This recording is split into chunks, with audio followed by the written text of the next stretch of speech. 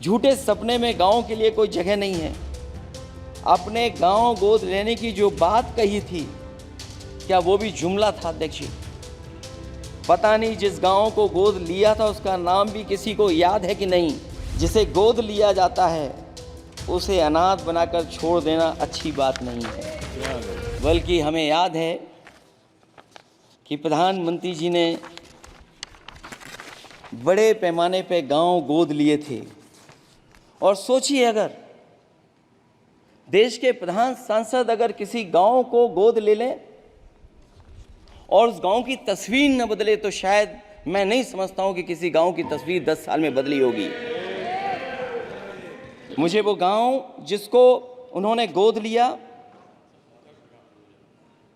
जो प्रधानमंत्री जी की आदर्श योजना थी उसके तहत जो गोद लिया गया था गांव, वो 5 वर्ष पहले खूब शोर हुआ था कि बनारस शहर की तरह डोमरी में चमचमाने लगे गया एक गांव।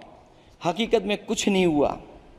उसकी दुर्दशा वैसी की वैसी है, जैसे था गांव वैसे ही का वैसा है।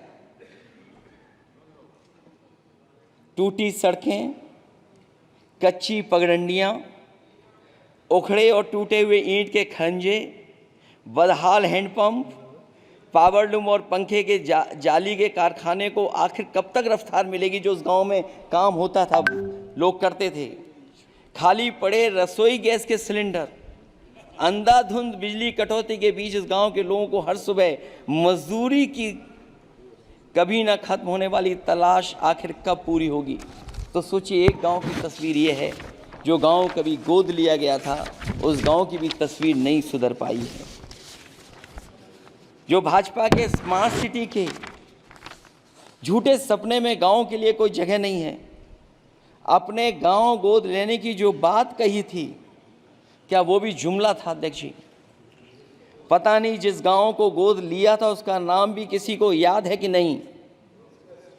मैं नाम पूछ करके किसी को शर्मिंदा नहीं करूंगा, क्योंकि अगर नाम याद है तो ये तो और भी बुरी बात है कि अपने नाम याद रखने के बावजूद भी कुछ नहीं किया। जिसे गोद लिया जाता है उसे अनाथ बनाकर छोड़ देना अच्छी बात नहीं है।